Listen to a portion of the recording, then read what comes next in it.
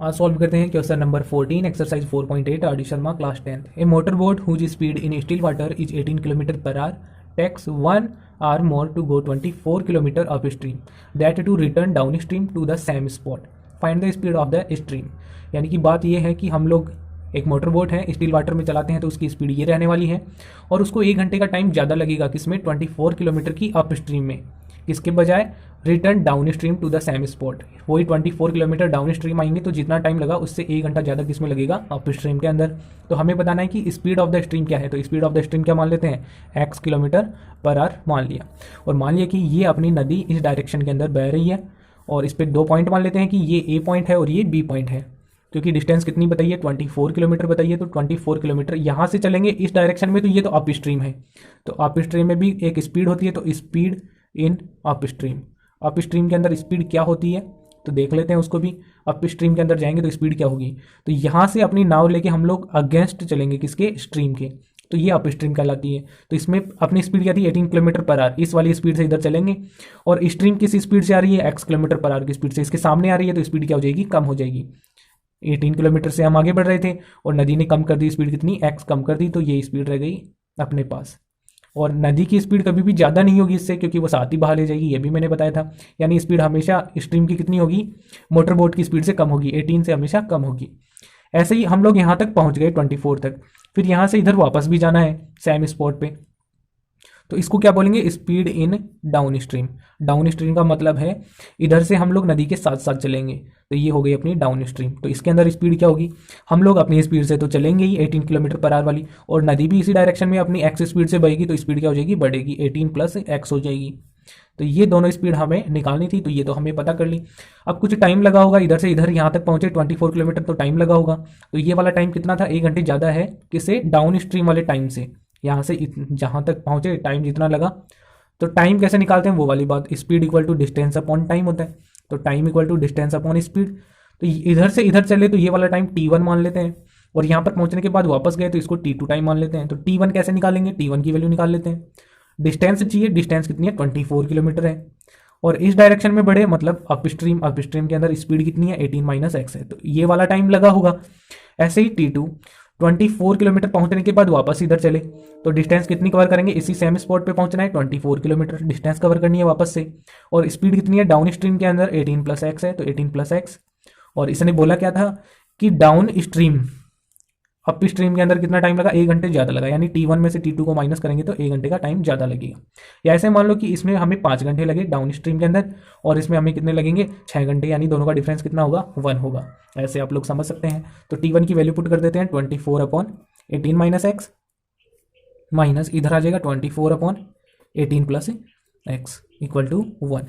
इन दोनों में ये सेम है, 24 को कॉमन ले लिया, तो यहाँ पर क्या बच गया, 1 upon 18 minus x minus 1 upon 18 plus x, ये अपने पास रह गया। इनको एलसीएम लेके सॉल्व कर लेंगे, तो एलसीएम भी ले लेते हैं। तो इधर कितना आ गया, 24 आ गया, इंटू एलसीएम लेंगे तो 18 माइनस एक्स आ जाएगा, और इधर आ जाएगा 18 प्लस एक्स। इस वाले से डिवाइड करेंगे तो 18 प्लस एक्स बचेगा, 1 से मल्टीप्लाई करेंगे तो 18 प्लस एक्स आ जाएगा। फिर माइनस का साइन है, अब ये माइनस गड़बड़ करवा देता है कभी कभी, क्योंकि इधर ये 2 डिजिट के अंदर आ रहा है। 2 डिजिट क्या, ये 2 नंबर्स अपने पास, 18 प्लस एक्स से इसको डिवाइड करेंगे तो 18 माइनस एक्स आएगा। इसको आप लोग ब्रैकेट में लिख लेना 18 माइनस एक्स, क्योंकि 2 नंबर हैं तो माइनस करेंगे तो इधर ये साइन चेंज हो जाएगा इनका बीच का। तो ये जरूर ध्यान रखना, सिंगल होता था एक्स आता था तो कोई फर्क नहीं पड़ता था। तो 24 इंटू, अभी इसको सॉल्व करेंगे तो यहाँ पर इसको सॉल्व करते हैं, 18 प्लस एक्स माइनस 18, और ये माइनस माइनस प्लस एक्स, और नीचे वाला भी सॉल्व कर देते हैं, ये a minus b a plus b, तो 18 का स्क्वायर 324 माइनस एक्स का square x square equal to 1। a minus b a plus b, a square minus b square, तो a क्या है 18 का स्क्वायर 324 है, एक्स का स्क्वायर एक्स स्क्वायर आ गया। यहाँ से देखें 18 माइनस 18 ये दो गया कम से, x और x कितना हो गया 2x, तो 24 इंटू ऊपर क्या बचा 2x, और इस नीचे वाले पार्ट को 1 से मल्टीप्लाई कर लेते हैं, 324 माइनस एक्स स्क्वायर। तो ऐसे ही अपने पास इक्वेशन बन गई। अब इसको और सॉल्व कर लेते हैं, एक्स स्क्वायर को इधर ले आएंगे तो प्लस में आ जाएगा, ये वाला तो वैसे ही प्लस में है, 24 टू जा 48x, इसको 48x लिख दिया, इसको भी इधर ले आए तो माइनस का 324 इक्वल टू 0। एक्स स्क्वायर के साथ कुछ है नहीं, 1 है, तो हमें 324 के ऐसे 2 नंबर चाहिए कि प्लस माइनस करने पर क्या आ जाए, 48 आ जाए। तो कैसे करते थे वापस से समझ लेते हैं थोड़ा सा। पहले वाले क्वेश्चन में बताया भी था कि प्राइम फैक्टराइजेशन कर ले, 2 से डिवाइड करेंगे तो 2 1 जा 2, 2 6 जा 12, 2 2 जा 4, 2 8 और 1 आ जाएगा। और यहाँ पर ये 81 आ गया तो 3 से डिवाइड हो जाएगा, 3 से होगा 27, 3 से होगा यहाँ पर कितना आ जाएगा 9, 3 से होगा 3 और ये 1। इस तरीके से नंबर्स आ जाएंगे।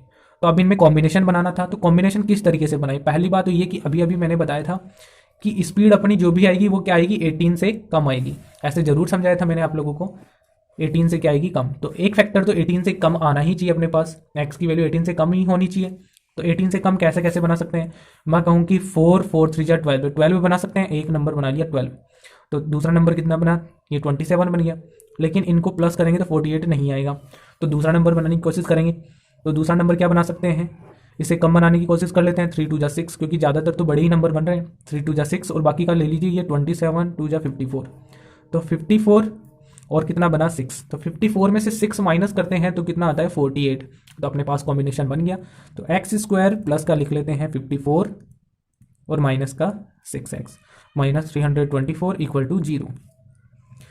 तो इन दोनों में क्या कॉमन आ जाएगा, x कॉमन आ जाएगा, इधर x प्लस 54 आ जाएगा, माइनस 6 कॉमन ले लेंगे तो यहाँ पर भी x प्लस 54 आ जाएगा इक्वल टू 0।